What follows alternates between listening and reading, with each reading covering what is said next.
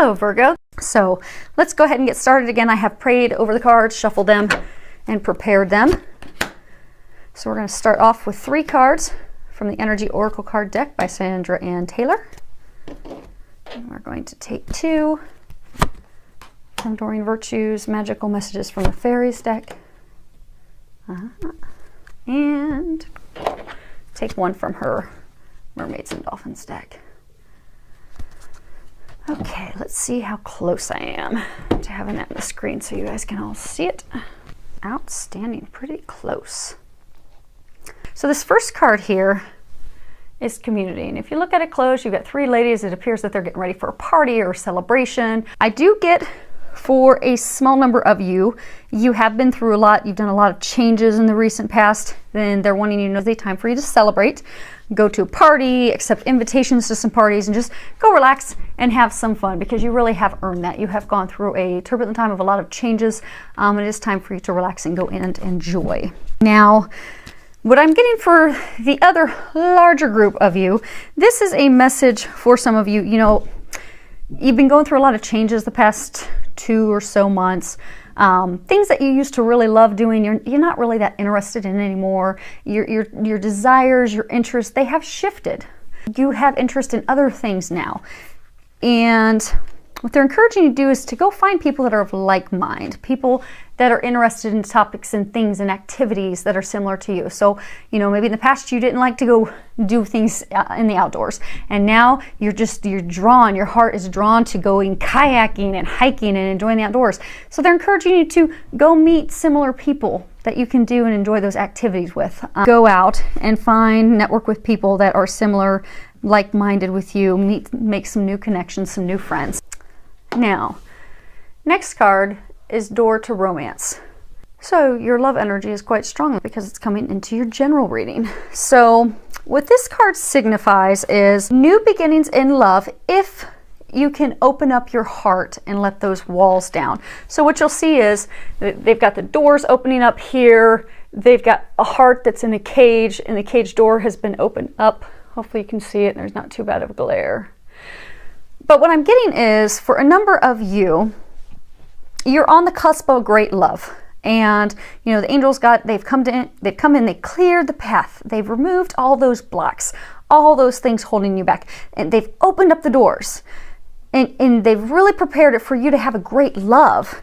But the problem is, you are keeping yourself from that because you're keeping a wall up for fear of being hurt again like you have been in the past. So that what they're wanting you to know is that it is safe for you to love and to let the fear go, let the worry go, let those walls down, because you can't receive love if you're not truly open to it, and to not fear and have worries, because they are taking care, and they do have a very solid, good love lined up for you, but you just need to open yourself up to it. And I do get, for a small number of you, you need to open yourself up to loving yourself. I get that there's a number of you that are just really hard on yourselves, and this is a time for you to start loving yourself, to not be so critical of yourself, not be so hard on yourself. Love you, open up to loving others, and then watch it all unfold in a beautiful, miraculous way.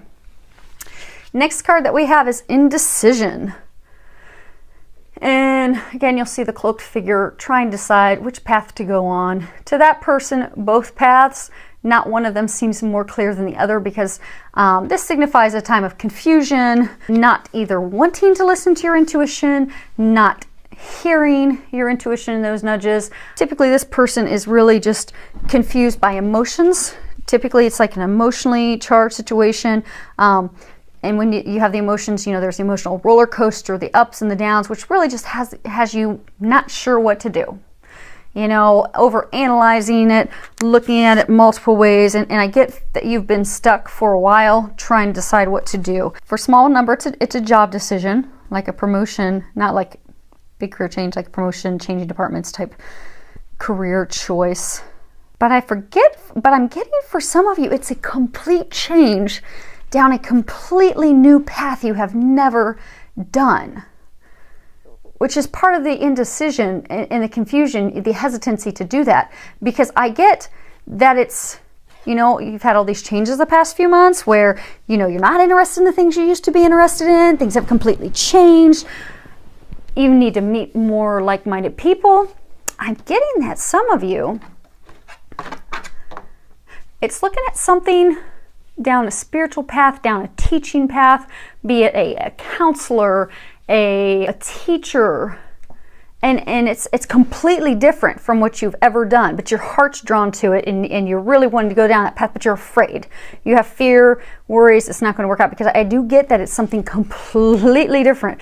Like, say for years you've been in accounting, and now you're thinking, I'd like to become a counselor. Totally opposite of what you've done. And so your fear is rising up, thinking, okay, am I really going to be able to do that? Am I really going to be able to succeed? Or am I just going to do a belly flop? But they want you to know you will succeed. You will have success. So have faith in yourself. And again, with it going clear down a completely different path, that's why they're also encouraging you to go find like-minded people. Go find a mentor. Go find someone who can help you, motivate you, and encourage you as you make this change, because it is for your highest good. I guess it's not all spread apart as I was initially thinking, though. It's pretty tied together. But again, I do get that it's completely different from anything you've ever done before. I do get for a number of you, it is touching into, granted, not necessarily being a spiritual teacher, but into that area of teaching, guiding people. I mean, this is a real deep core life purpose of yours, something that you're here to really do. And I get for a number of you, it's almost like becoming a guidance counselor.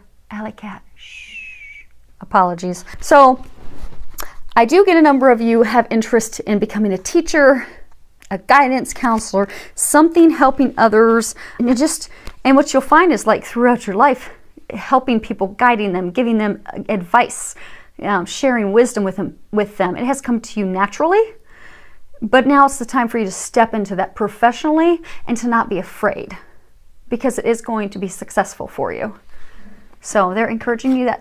And even if it's part-time, because I get some of you, maybe you've been the accountant for years, or maybe you've been a car mechanic for years, because I do get it's completely different from what you have done your entire life. Start out doing it part-time. Just part-time. Keep your full-time job. Start this part-time. Then as you get confidence, you get a clientele base, then you could start doing it full-time at that point. Next card we have is pregnancy. Now, sometimes this card can signify, the birth of a new idea, the birth of, new opportunities. Now, for some of you, that could be the birth of a new idea, but I'm not getting that's what it is for you, because you've actually had this idea for a very long time.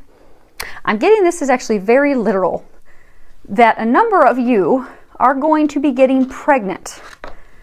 So if you're not wanting to get pregnant, you're going to want to make sure you have protection, because, and if it's not you, your partner, your spouse will be getting pregnant. So, which is inadvertently you. You may not be carrying the baby. She will. So, and that is a beautiful thing. And for those of you that aren't ready for that yet, just make sure that you're prepared and doing what you need to do to keep that from happening at this point. Last card we have here is positive energy.